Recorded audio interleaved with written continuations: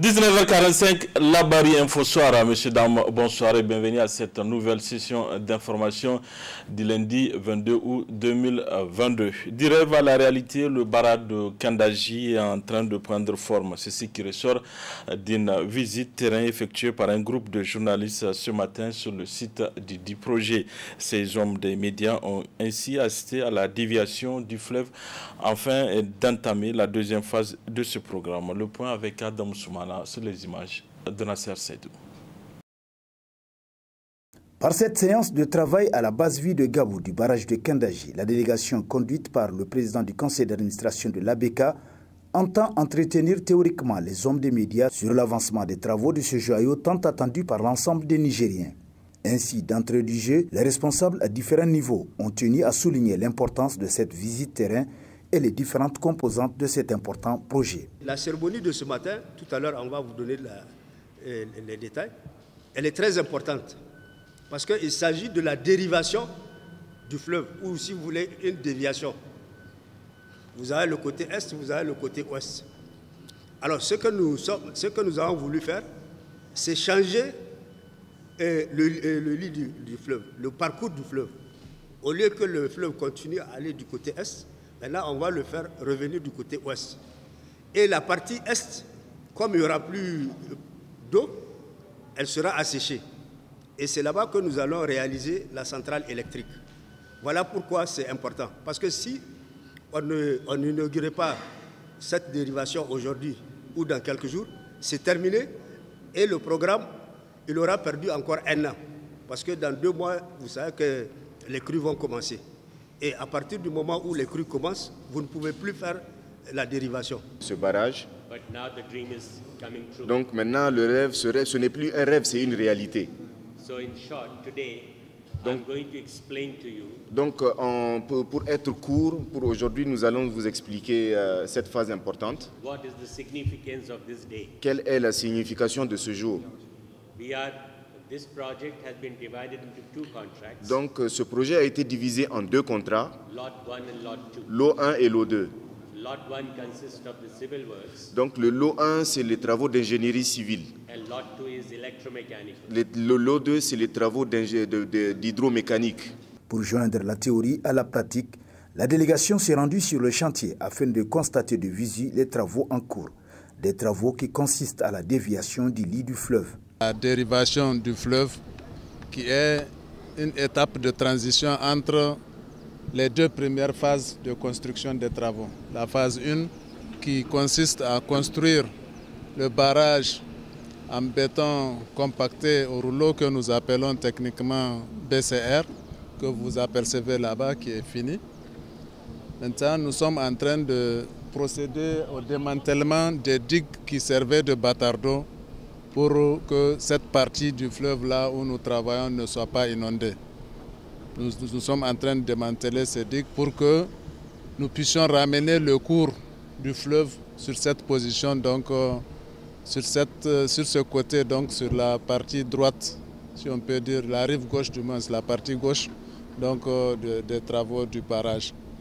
Cela va nous permettre d'entamer la deuxième phase des travaux du barrage qui va consister en la construction de la centrale. Depuis qu'on a repris avec l'entreprise CGGC et la mission de contrôle EIPL, nous sommes dans le cours normal des travaux et nous sommes en train de pouvoir respecter en tout cas les délais qui nous ont été fixés.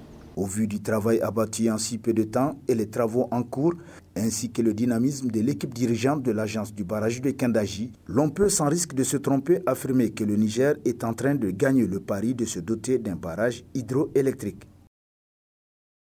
22 août 2019, 22 août 2022, le Rassemblement national africain RANA fête aujourd'hui son 3e anniversaire.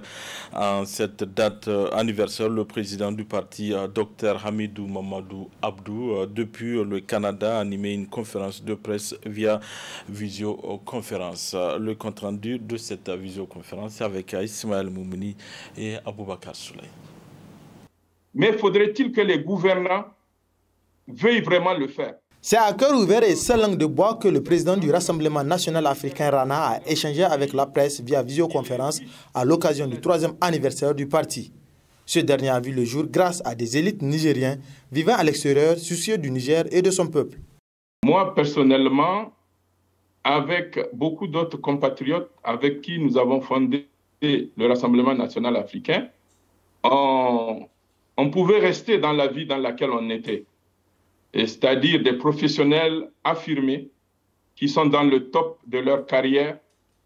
Mais la situation de notre pays, nous a tellement alarmés que nous avons dit, hey, le Niger a des élites, il faut qu'on aille dans l'arène politique pour apporter une meilleure vie à nos populations. Et cette conviction, c'est elle qui a fait que dès que nous avons eu notre agrément, à moins d'1 an et demi de notre naissance, nous avons présenté des candidats à tous les échelons des élections qui ont eu lieu, 2020-2021, les municipales, législatives et présidentielles, parce que nous voulons affirmer notre engagement et le sérieux de notre parti politique. Donc, c'est ça.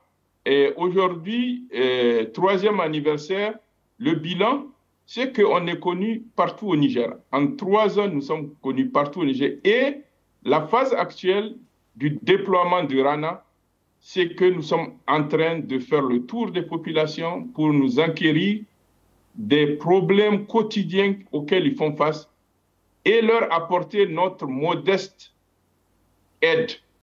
S'agissant de la situation politique au Niger, Dr Hamidou Mamadou Abdou n'est pas passé par 4 chemins pour dire ce qu'il pense de la gestion actuelle du pays.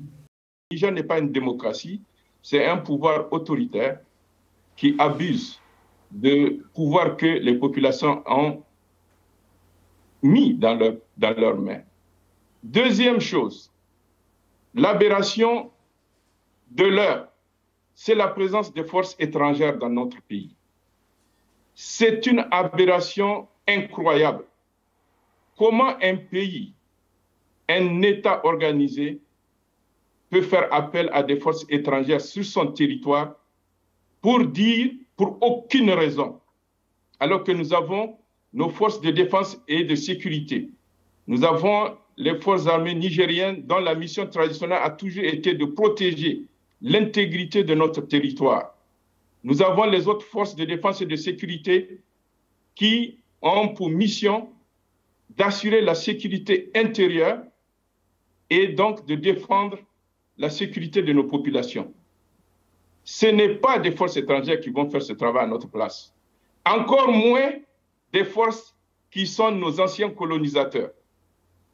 Donc, c'est une aberration, cette affaire de forces étrangères sur notre territoire. La troisième, c'est cette idée qu'on dit le Niger est pauvre.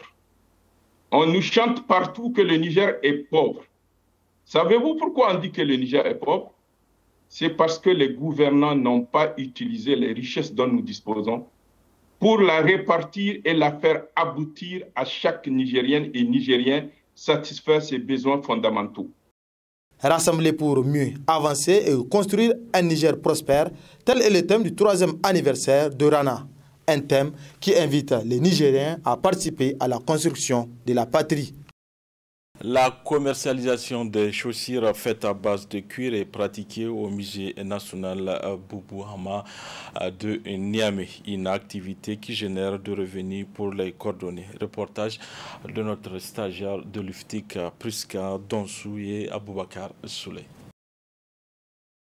Conçu à base des peaux de serpents, des crocodiles, des chèvres et bien d'autres animaux, ces chaussures en cuir sont fabriquées et commercialisées par les cordonniers qui sont au musée national. Le prix de ces produits varie selon la qualité. Je vends des babouches, des ceintures, des sacs et bien d'autres. Le prix de ces produits varie de 3 000 à 7 000 francs CFA. Cependant, ces revendeurs font face à des difficultés du fait que beaucoup de personnes accordent moins d'importance aux objets en cuir seront ces revendeurs. Les nationaux viennent rarement payer nos articles. Notre clientèle est essentiellement composée d'étrangers qui viennent se ravitailler. Les revendeurs lancent un appel à toute personne désœuvrée de venir au moins apprendre ces métiers afin d'être autonome. Le musée national Boubou Hama est un des lieux qui abrite l'artisanat nigérien. Ces artisans ont cette magie de transformer fer et argent en bagues, bracelets et autres bijoux. Voyons tout cela à travers ce reportage signé par notre stagiaire de l'IFTIC, Adama Mohamedou Issaka et Aboubakar Souley. Au-delà de son aspect zoologique déterminé par plusieurs types d'animaux, le musée national Boubou Hama de Niamey se caractérise également par la conception des objets fabriqués à base de métaux très appréciés par la clientèle.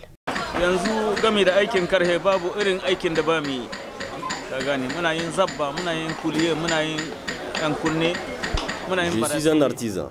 Concernant cette activité, il n'y a pas de métal dont je ne peux transformer en objet d'art. Ce qu'on peut dire à la population nigérienne, c'est de se procurer les objets fabriqués dans leur pays car ils ont une longue durée de vie.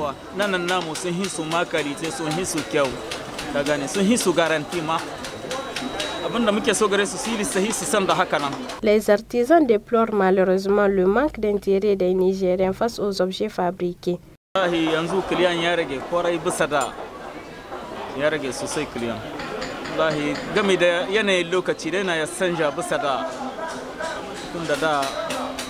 N'arrive pas à avoir des clients ces derniers temps. Ce n'est plus comme auparavant. Certainement que cela est dû au contexte actuel marqué par plusieurs crises de par le monde.